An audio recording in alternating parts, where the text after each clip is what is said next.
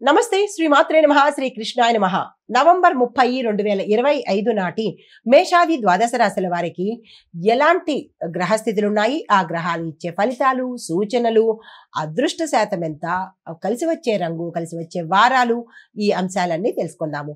అందులో భాగంగా ఈ రోజు గ్రహస్థితులు చూసినట్టయితే కనుక చంద్రుడు మకర రాశిలో సంచారం చేస్తున్నాడు. సూర్యుడు బుధుడు వృశ్చిక రాశిలోను, శుక్రుడు తులాలోను, కుజుడు కన్యలోను, గురుడు మిథునంలోను, శని కుంభంలోను, రాహు మేషంలోను, కేతు తులాలోను సంచారం చేస్తున్నారు.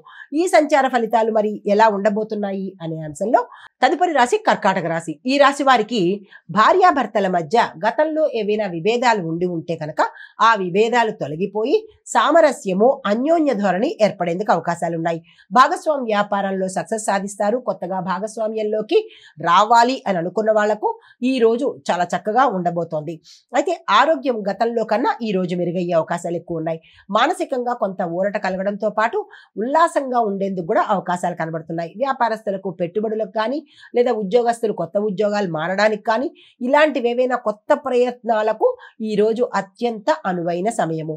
అయితే సూచన ఏంటంటే కనుక కొత్త బాధ్యతలు ఏమైనా తీసుకోవాలన్నా, కొత్త ప్రాజెక్టులు ఏమైనా చేపట్టాలన్నా, ఇలా కొత్తకి సంబంధించి ఏది చేయాలన్నా ఈ రోజు వెంటనే చేసే ప్రయత్నం చేయండి. మారు ఆలోచించకుండా సక్సెస్ఫుల్ గా ఉండబోతోంది. పరిహారంగా మీరు చంద్రుడికి పాలను సమర్పించి, అనగా ఉదయము చంద్రుడు గాయత్రి చదువుకుని లేదా చంద్రమంత్రం చదువుకుని పాలను నివేదన చేసినట్టయితే కనుక మంచి జరిగే అవకాశం ఉంది.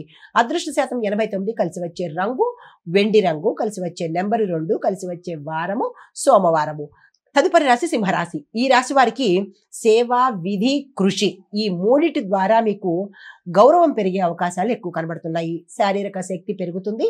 దీంతో పాటు మీ యొక్క గతంలో ఆగిపోయిన పనులు కానీ, లేదా గతంలో విఫలమైన పనులు కానీ, అవి ఈ రోజు మీకు సజావుగా ముందుకెళ్లే అవకాశాలు ఎక్కువ కనబడుతున్నాయి. ఆ ప్రయత్నాలు చేసుకోండి.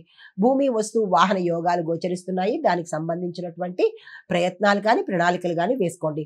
కోర్టు సంబంధితమైన ఏవైనా గొడవలు కానీ, గతంలో మీ పట్ల తీర్పు రానటువంటివి కానీ, మిమ్మల్ని ఇబ్బంది పెట్టే భూ తగాదాలు కానీ, ఇలాంటివన్నీ ఈ రోజు పరిష్కారం అయ్యేందుకు అవకాశాలు ఎక్కువ కనబడుతున్నాయి. ఒక శుభమైన వార్త మీకు ఆనందాన్ని కలిగించేటట్టుగా గోచరిస్తోంది. సూచన ఏంటంటే కనుక ఆరోగ్యమైనటువంటి ఆహారపు అలవాట్లను పెట్టుకోండి ఈరోజు. అనగా ఎక్కడ పడితే అక్కడ తినడం కానీ, ఏది పడితే అది తినడం కానీ చేసినట్టయితే కనుక కొంత ఇబ్బంది కలిగే అవకాశం కనబడుతోంది. ఈ సూచన పాటించండి. తర్వాత పరిహారంగా మీకు ఉదయమే ఈరోజు సూర్యుడికి అర్ఘ్యాన్ని ఇచ్చినట్టయితే కనుక మంచి జరిగే అవకాశం కనబడుతోంది. మీ యొక్క అదృష్ట శాతము 92%. చాలా ఎక్స్ట్రాడినరీ శాతం ఇది. ఈ రోజును అస్సలు వృధా చేసుకోకండి.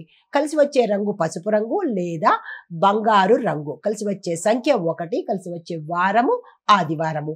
తదుపరి రాశి కన్యా రాశి. ఈ రాశి వారికి అన్ని విధాలా చక్కగా ఈ రోజు ఉండబోతోంది. ఏ పని తలపెట్టినా సక్సెస్ఫుల్ గానే మీరు ఈ రోజు ఉండబోతున్నారు.